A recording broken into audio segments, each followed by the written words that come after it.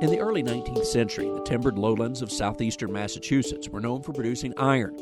Bog iron, as it was known, was important to the young nation, but by the mid-1800s, better iron was found to the west, and the land here around Wareham, Massachusetts, found another important use. A lot of the iron mills around here closed up and went out to Pennsylvania, left this area open for growing cranberries. Cranberries grew naturally around the swamps, so early farmers knew this would be a good location to begin larger production of the crop.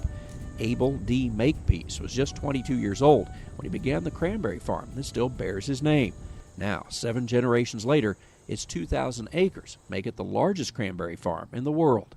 Cranberries take a lot of water and a lot of sand, which we have both of, especially in this kind of area.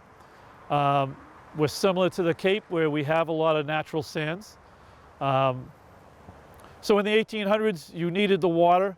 You need to have the berries flooded different parts of the day, different times of the year, for irrigation, for frost, and for winter floods. Most farmers want to avoid having their crops get flooded, but if you grow cranberries, it's an important part of the process. We only need to flood the bogs a couple of times a year, once to protect them for the winter, and then again for the harvest.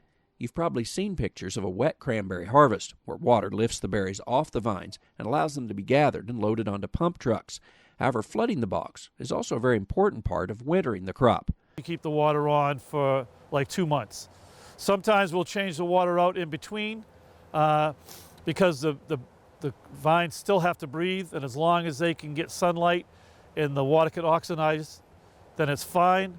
But if you have a lot of ice and snow on top of that, then you block the sunlight. The cranberry vines can produce a bountiful harvest for many years. In fact, some of the vines at Makepeace Farms date to the 19th century. We have some early black and Howe vines. Those are two different varieties, and they're well over 100 years old, 150 years old in some of our bogs. But the latest hybrids can produce up to 600 barrels per acre. Acquiring more farmland can be cost prohibitive in Massachusetts, so farmers focus on upgrading the acres they already have. So because the property is expensive, what we do, and most other growers, is we go in, we'll take out some of those older varieties, we'll level the bogs off, put in new upgraded irrigation, stuff like that, and then we'll put in the hybrids. High population density might squeeze farmland out of similar areas, but the market for this crop remains strong. It's still worth growing cranberries. It's a great market right now still. Especially Ocean Spray's done a great job at marketing and keeping the price up and things like that. So the cranberry industry is still thriving, so we're doing well.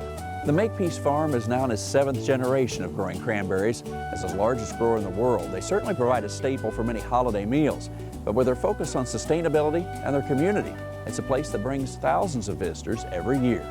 Traveling the countryside near Wareham, Massachusetts, I'm Andrew McCrae.